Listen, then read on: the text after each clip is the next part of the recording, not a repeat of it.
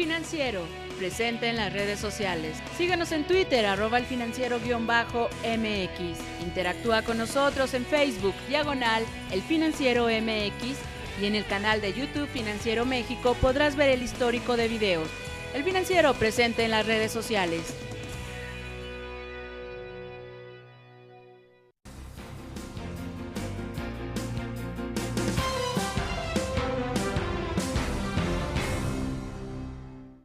Hola, ¿qué tal? Muy buenas tardes, gracias por acompañarnos. Como siempre, les saluda Lucero Álvarez Orrantia, bienvenido al Financiero Noticias. Bueno, las reacciones a la reforma hacendaria continúan y uno de los sectores que más afectados se vería posiblemente, pues es el de la educación. Para profundizar precisamente en este tema, esta tarde nos acompaña en el estudio Ángel Cano, rector institucional de la Universidad Latina y expresidente de la Federación de Instituciones Mexicanas Particulares de Educación Superior.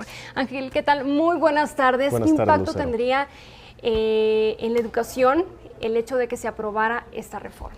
Bueno, pues el panorama no es muy positivo. La reforma hacendaria contempla un 16% del IVA para colegiaturas, para tanto educación básica como educación superior en los colegios y universidades particulares.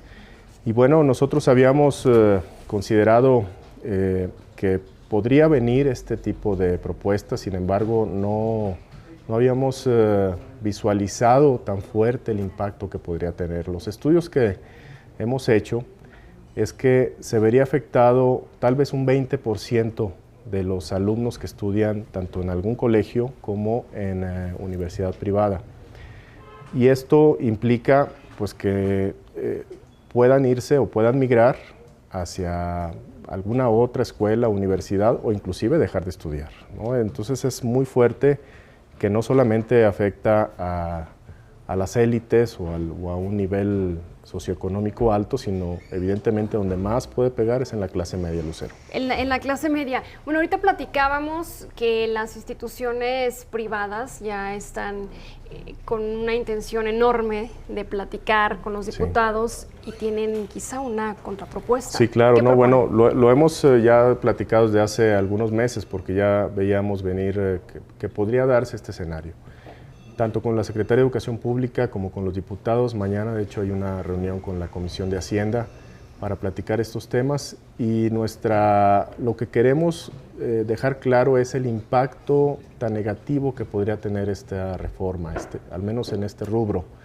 Acabamos de pasar, todos lo sabemos, un escenario, una época donde se aprobaron unas reformas educativas de las cuales pues, nos da más esperanza de que pueda cambiar la educación de este país. Pero con esta reforma en particular, la hacendaria, sin duda muchas de esas cosas se pueden venir abajo porque no hay ni la capacidad de la educación pública tampoco de albergar, por ejemplo, en el caso de los universitarios, estamos hablando de un universo, de una matrícula de 1 millón de alumnos, 200,000 alumnos podrían migrar al desempleo o hacia alguna universidad pública. ¿En general o en todo el país, en las universidades? Y en general, de acuerdo al estudio, estamos contemplando que puede llegar a 400,000, es decir, 200,000 de universidades y 200,000 de educación básica. En porcentaje afecta más a las universidades porque es obvio, cuando un padre de familia tiene a su hijo en una universidad y a su hermano, es decir, a su otro hijo o hija en secundario, en primaria, evidentemente va a escoger que el mayor, que el que está en alguna carrera profesional, pues deje de estudiar. No va a sacar a su hijo de secundario, de primaria. Entonces, vemos mucho más peligroso para las universidades particulares, para la educación en general, insisto, porque no tiene ni siquiera el Estado la capacidad de albergar a estos estudiantes en sus universidades públicas. Lo vemos el caso de aquí de la Ciudad de México, vemos el caso de Nuevo León, de Jalisco, de Veracruz, donde están saturadas, y mantener hoy en día a un alumno en la educación pública en las universidades públicas le cuesta al Estado casi 70,000 pesos al año. Wow. Es un impacto muy fuerte presupuestal también. Ángel, nos hablas del impacto precisamente que tendrían los estudiantes y por supuesto los padres de familia, que son quienes desembolsan, quienes pagan, pero ¿qué impacto tienen las instituciones? Bueno, muy fuerte sin duda, porque al momento en que se considera que el 16% le va a aumentar las colegiaturas a los padres de familia, en ese momento los alumnos y los padres consideran ver otras opciones. Entonces, la matrícula de las instituciones, de las universidades, de los colegios, se puede ver afectada. La inversión que se hace en un colegio, en una universidad, es enorme, y eso, pues hay una capacidad ya instalada, una dinámica, digamos, de las universidades, de las cuales podría verse, insisto, podría darse una migración de alumnos con los que pues, se ven afectados sin duda las familias, pero evidentemente la operación propia de las universidades también se ve muy afectada. ¿Y cómo prevés las pláticas que pudieran tener con los diputados en relación a eso? Yo sigo optimista, estoy optimista en que algunos diputados sean conscientes de la problemática, del impacto tan negativo que pudiera tener, y que puedan ver que lo necesario que es apostarle a la educación, y a una educación de calidad. Yo creo que la diferencia no está tanto si es pública, si es privada, sino que sea una educación de calidad, y en esa educación de calidad pues vamos todos, vamos universidades, vamos colegios, por supuesto queremos un sistema de educación pública fuerte, que se le inviertan más recursos, pero no creo que hay otras formas de que el gobierno pueda invertirle más a la educación pública. ¿No consideras justo el IVA para la educación en México? No, no es desincentivar, es apostarle a que los que le están realmente invirtiendo en la educación en México puedan desincentivarse de seguir apostando por la calidad, de seguir viendo que tengamos una mejor sociedad a través de la educación. Ángel Cano, muchas gracias por acompañarnos esta tarde. Gracias, Lucero, al contrario. Gracias. Muy buenas tardes. Continuamos con más información. Al comparecer ante diputados federales, como parte, por supuesto, de la glosa del primer informe de gobierno, el secretario de Hacienda y Crédito Público, Luis Videgaray, defendió la propuesta de reforma hacendaria presentada por el Ejecutivo Federal, al afirmar que es justa porque busca impulsar y también acelerar la actividad productiva. Escuche. Próximo de aprobarse las reformas de orden tributario y legal que se ha enviado el Ejecutivo a esta Cámara de Diputados, nuestro pronóstico es de un crecimiento del 3.9%, una inflación del 3%, un tipo de cambio nominal promedio del 12.6% y una tasa de interés nominal promedio de los 7 a 28 días de 4%. Videgaray reconoció además que la economía atraviesa en este momento por una situación complicada, por lo que la propuesta de reforma prevé nuevos mecanismos para transparentar el gasto público y también fortalecer los derechos de los contribuyentes. Se trata de una reforma tributaria que busca generar impuestos más justos, simples y transparentes. Es una reforma justa porque es una reforma progresiva. El titular de Hacienda dijo a diputados que está dispuesto a dialogar sobre la aplicación del IVA en colegiaturas y también encontrar una alternativa que satisfaga, por supuesto, a ambas partes. Y en respuesta al secretario de Hacienda, los partidos de oposición rechazan el IVA contenido en la reforma hacendaria del gobierno federal. Próximo de aprobarse. La reforma agrava colegiaturas e hipotecas y en Acción Nacional no vamos a apoyar tales medidas. Así lo hemos hecho y así lo haremos, pero no nos pidan ser cómplices en el asalto a la clase media y en aprobar un presupuesto que ni se justifica ni se ejerce.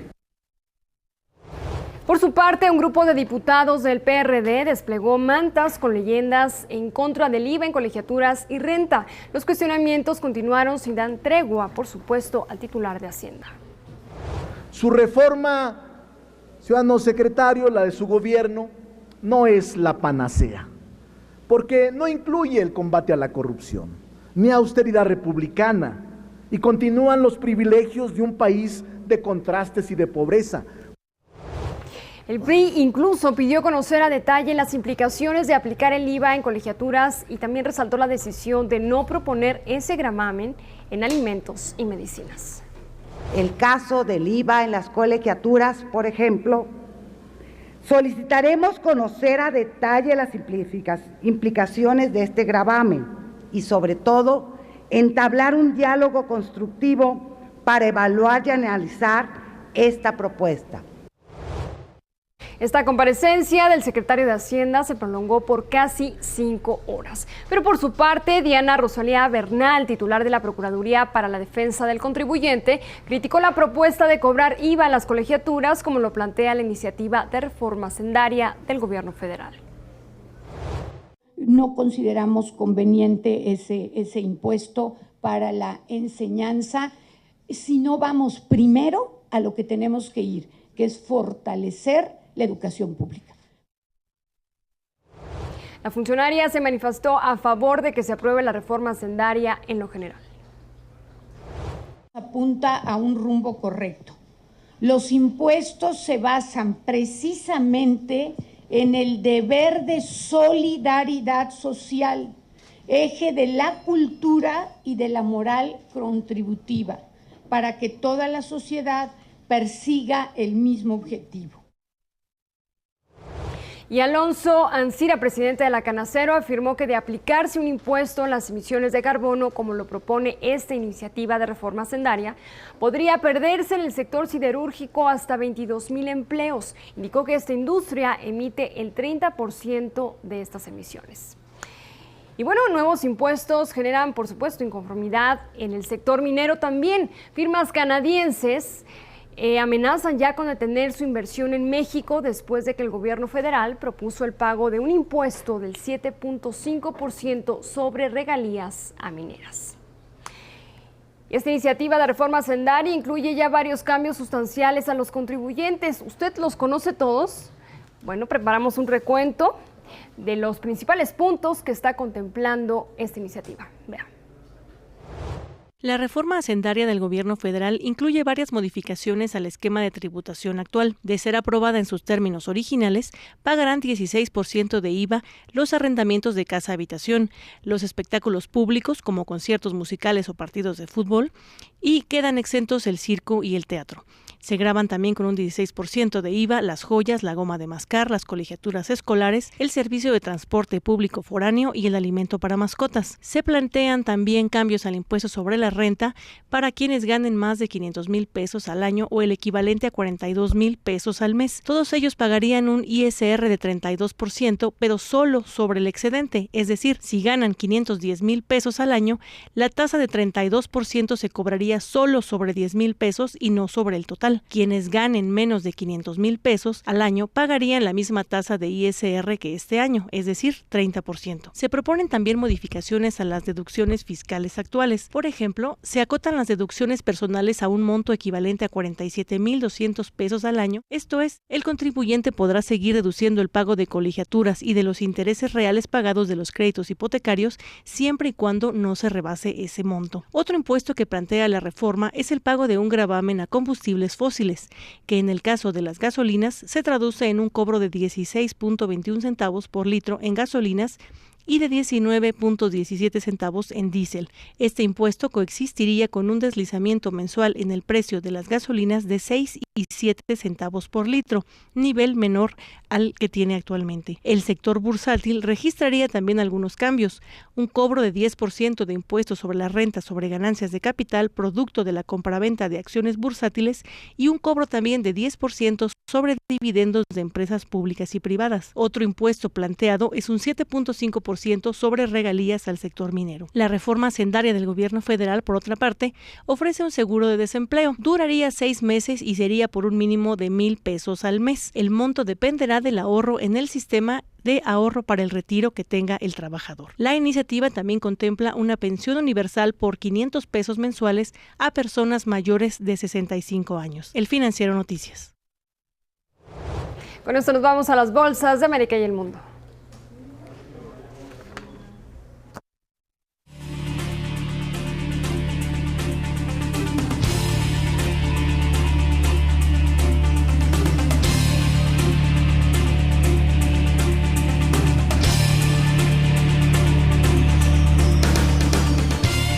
Al regresar, VIP se vendió barato, dicen analistas de Banamex. General Electric cumple 117 años en la Bolsa de Nueva York.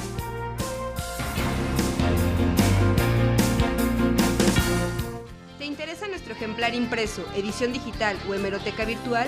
Contáctanos al 52 27 76 59 o al correo electrónico contacto@elfinanciero.com.mx. El Financiero, más cerca de ti.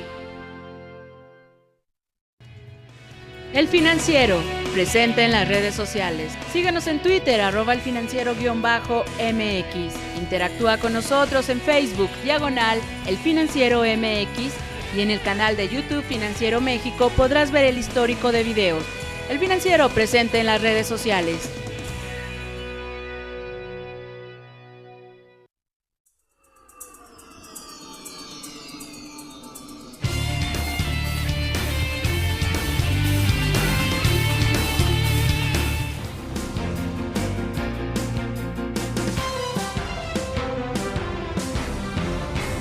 A más de un año de litigios, MBS y también la Secretaría de Comunicaciones y Transportes alcanzaron un acuerdo sobre las concesiones de la banda 2.5 GHz. Aceptaron una recuperación parcial del estado de este espectro que, será sumado ya a la banda de 700 MHz para servicios móviles. La Secretaría deberá publicar los términos en breve antes de que inicie, por supuesto, operaciones el nuevo Instituto Federal de Telecomunicaciones.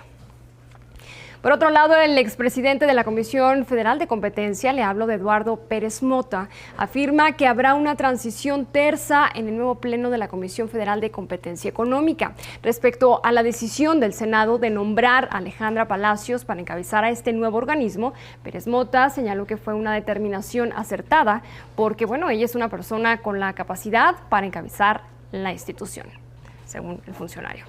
El director general de Pemex, Emilio Lozoya Austin, declara que la reforma energética que propone el gobierno es nacionalista y de claro beneficio para los mexicanos, por lo que de aprobarse se contará con más fuentes de empleo y combustibles, como la electricidad, con precios más baratos. Lozoya enfatizó que en el proyecto de reforma no alteran en nada la propiedad de los recursos energéticos ni de la renta petrolera, que seguirán siendo del Estado.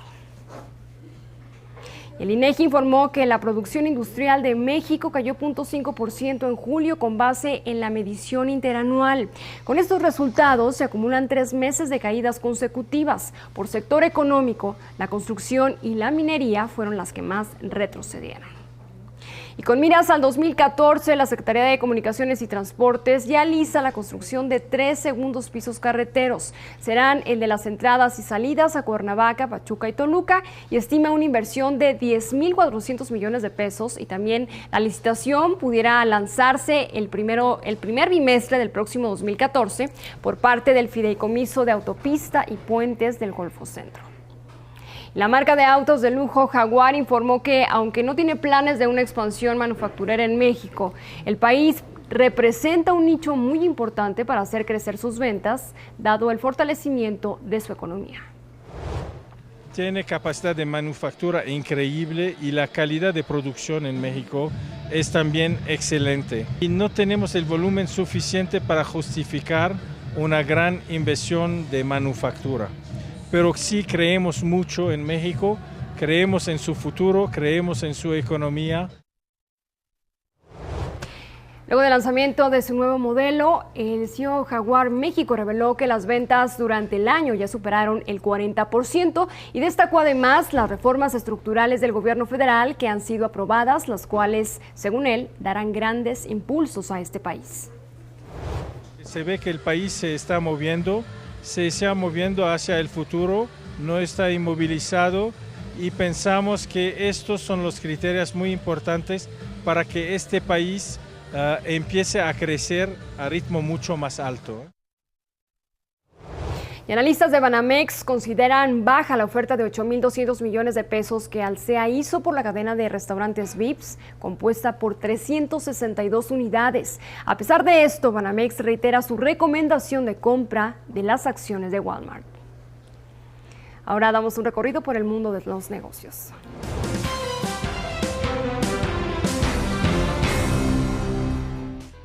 General Electric acumula 117 años de operación continua en el mercado de valores de Nueva York, cifra que la convierte en la emisora más antigua del mundo. Volkswagen evalúa lanzar una línea de vehículos comerciales en Estados Unidos en el futuro, como parte de su estrategia de expandir su marca en ese país. Hoy participa en la Unión Americana con marcas como el Audi, Porsche, Jetta y Passat. Los directores ejecutivos de la alianza Renault-Nissan y Daimler AG anunciaron que la sociedad celebrada entre sus compañías en 2010 avanza rápidamente, pues el alcance de la colaboración es cada vez más global. Iniciaron con 3 proyectos en Europa y ahora tienen 10 en Norteamérica y Japón. US Airways Group y la matriz de American Airlines dijeron que pedirán a sus comités ejecutivos extender el plazo para concretar su fusión por $11,000 millones. Esto debido a incertidumbre por una demanda del gobierno estadounidense, de acuerdo con el diario The Wall Street Journal. El operador estadounidense de telefonía Verizon Communications lanzó una emisión de bonos por $49,000 millones en 8 tramos, con la cual financiará parcialmente la adquisición por $130,000 millones de Verizon Wireless de manos de Vodafone. El monto de la operación marca un nuevo récord para las emisiones de deuda corporativa.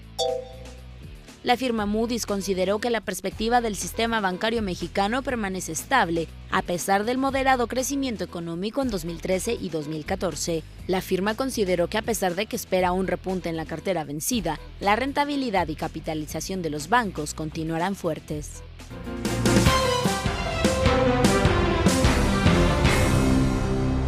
Y en este momento me enlazo hasta China con Sergio Meana, donde inició ya la reunión anual de Nuevos Campeones 2013, también conocida como el Foro Davos de verano. Sergio, adelante.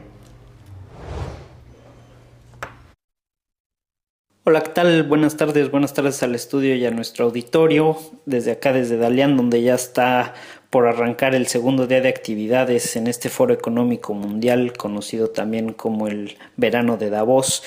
Ayer el Premier Li Keqiang dio la bienvenida a todos y bueno, habló sobre el tema conductor de este evento, que es innovar o morir.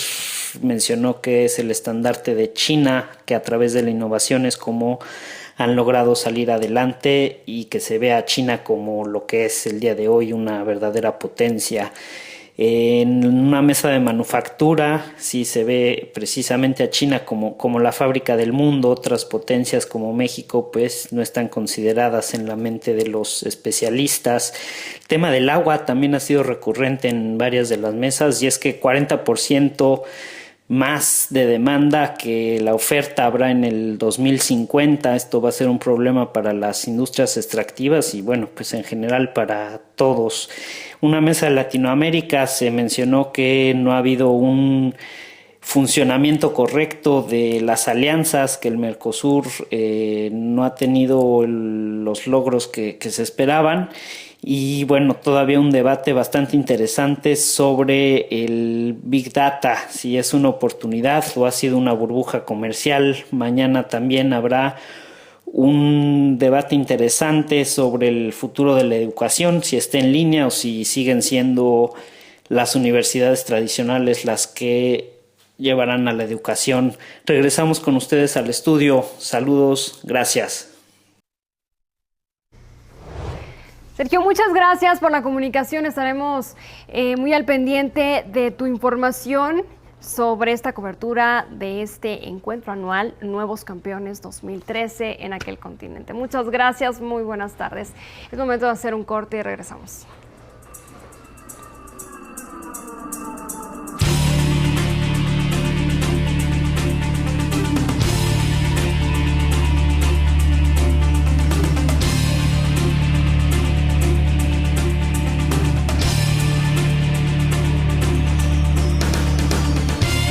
Al regresar, reporte especial, ser madre en prisión. Estados Unidos recuerda víctimas por los atentados del 11 de septiembre.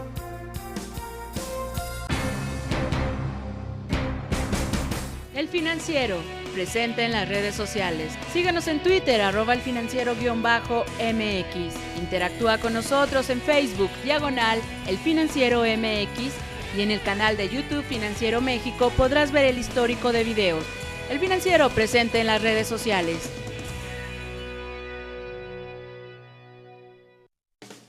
¿Te interesa nuestro nuestro ejemplar impreso, edición digital o hemeroteca virtual, contáctanos al 52 27 76 59 o al correo electrónico contacto@elfinanciero.com.mx. El Financiero, más cerca de ti.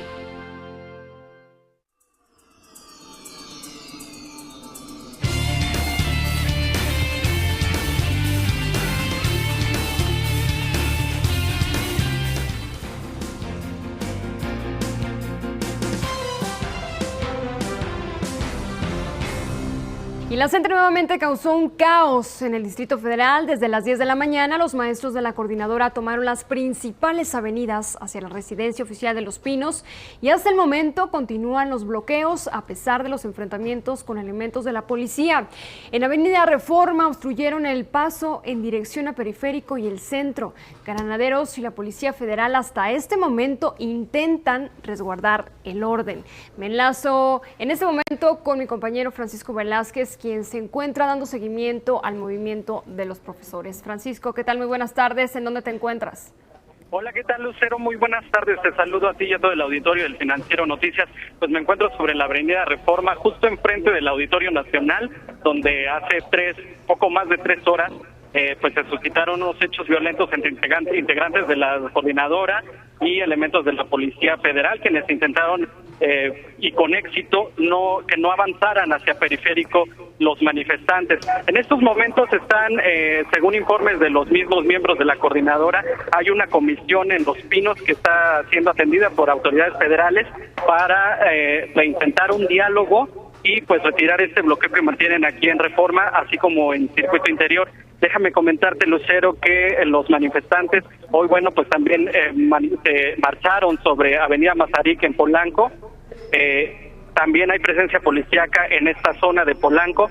Aquí sobre Reforma justo hay una valla entre la zona hotelera y el Campo Marte. Hay una línea de aproximadamente 4 filas de policías que están resguardando la Avenida Reforma en ambos sentidos. Se mantiene totalmente bloqueada desde Campo Marte hasta Periférico.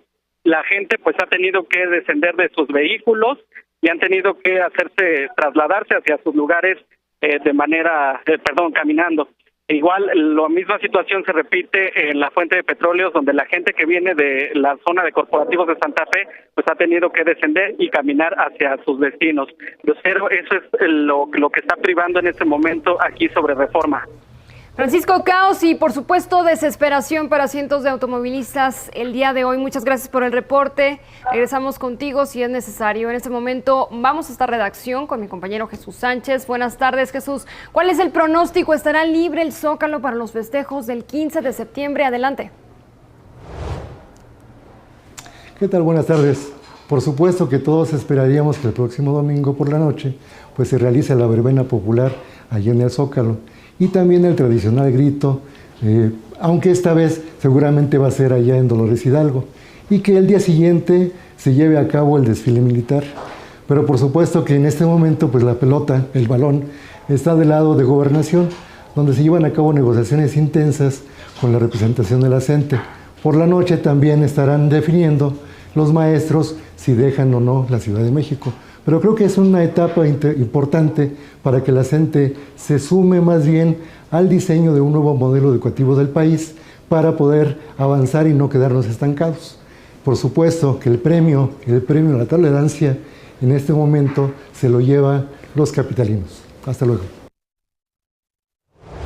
Jesús, muchas gracias y muy buenas tardes. En otra información, 105 menores de edad viven con sus madres en la cárcel de Santa Marta, Catitla. Las cámaras del Financiero captaron algunas historias y Miriam de Regil nos cuenta. Adelante.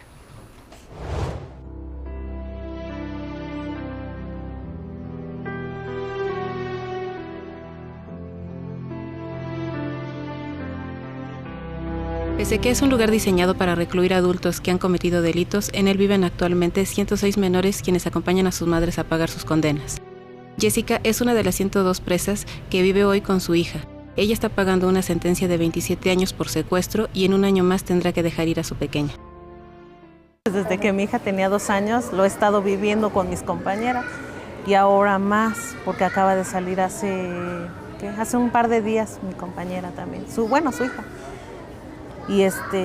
Y yo pues la veo que es muy difícil cuando pues ya despides a tu hija aquí en el Caracol. Y bueno, eso es cuando se quieren ir ellos, porque de hecho hay algunos niños que lloran y dicen, no mamita, no hagas mi salida, no hagas mi salida. De conformidad con el reglamento de los centros de reclusión del Distrito Federal, los niños en prisión pueden permanecer desde que nacen hasta los 5 años, 11 meses. De acuerdo con un informe de la Comisión Nacional de Derechos Humanos, a diciembre del 2012 había en el país 377 menores en prisiones. Yo desde que tuve a mi hija he luchado por tenerla en un buen dormitorio, pues sus alimentos adecuados, y pues que a pesar de que esté creciendo en este lugar, pues lleve unos conocimientos buenos y no se lleve lo peor de aquí. El 60% de las internas que tienen a sus hijos se embarazan durante las visitas maritales.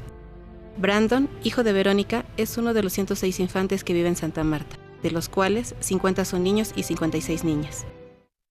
Si sale a jugar, sale conmigo, yo no lo dejo solo. Porque luego, por si en el kilómetro, huele mucho a droga. Aunque los niños pueden entrar y salir del penal, muchos no lo hacen porque no siempre está un familiar. Frida, ahora de 6 años, dejó Santa Marta hace unos días. Su madre Victoria, quien lleva 10 años presa por el delito de daños a la salud, tráfico y delincuencia organizada, vive hoy el luto de su separación. Pues es muy fuerte. Creí que lo había superado con las terapias y que no me iba a costar tanto trabajo, pero la verdad es que ahorita estarlo viviendo han sido pues 5 días muy difíciles para mí, sí, porque pues el espacio, el no ir al CENDI, el que las compañeras, los niños me pregunten por ella, pues es fuerte para mí. Me está costando mucho trabajo, la verdad, de estar sin ella. Con Frida asegura aprendió a ser madre, ya que con sus otros 6 hijos cometió muchos errores, pero la cárcel le enseñó. La pequeña ahora vive con su hermana mayor y Victoria está luchando para salir adelante sola en prisión, donde asegura tiene miedo de perder lo que ha ganado. La verdad es que esta semana ha sido muy fuerte, muy difícil, muy dolorosa. De hecho, pedí mi cambio de inmediato de la estancia donde estaba por los recuerdos. Ajá. Me quedé en el mismo dormitorio, en el mismo nivel, pero ya no en estancia de menores. Para el Financiero Noticias, Miriam de Regil. Y regresamos a redacción, donde José Sánchez Perales nos adelanta algunos datos de un reportaje especial que saldrá el día de mañana en nuestra edición impresa de cuánto cuesta volar en aviones privados. Adelante. Buenas tardes. Como dices, la nota trata de cómo el tiempo de los ejecutivos cada vez es más escaso, por lo cual algunos de ellos optan por realizar sus viajes en vuelos privados. Estos tienen unos costos de miles de dólares. El día de mañana, en la edición impresa del Financiero, tendremos los detalles del precio exacto. Regresamos al estudio. José, muchas gracias por la información. El día de mañana la estaremos leyendo. Y en noticias internacionales, el presidente de Estados Unidos, Barack Obama, en compañía del vicepresidente Joe Biden y sus esposas, conmemoraron con un minuto de silencio en la Casa Blanca los atentados terroristas del 11 de septiembre del 2001. Aquella mañana, hace 12 años, murieron 2.602 personas en las Torres Gemelas y 184 en el Pentágono. El mandatario afirmó que tras los ataques a manos de Al-Qaeda, su país aprendió que no existe calamidad que no pueda superarse. El secretario de Estado estadounidense John Kerry está a la espera de la propuesta de Rusia para la custodia internacional de las armas químicas del gobierno sirio. Trascendió que investigadores de la ONU responsabilizan a las autoridades del presidente Bashar al-Assad de 2 masacres ocurridas en mayo pasado, en las que murieron 450 civiles. Bajo este contexto, el presidente sirio cumple hoy 48 años, es padre de 3 niños, oftalmólogo de profesión, formado en Inglaterra y llegó al poder en el año 2000. El gobierno de Estados Unidos utilizará drones, aviones no tripulados con fines no bélicos. En esta ocasión, la NASA presentó 2 aeronaves que serán empleadas para monitorear el clima del Atlántico. Los aviones sobrevolarán el océano detrás de huracanes, ciclones y tormentas tropicales con el objetivo de investigar estos fenómenos naturales. Hasta aquí la información más relevante de esta tarde. Muchas gracias por acompañarnos. Sigamos en contacto a través de las redes sociales e informados a través del financiero.com.mx. Nos vemos mañana en punto de las 6 de la tarde. Muchas gracias.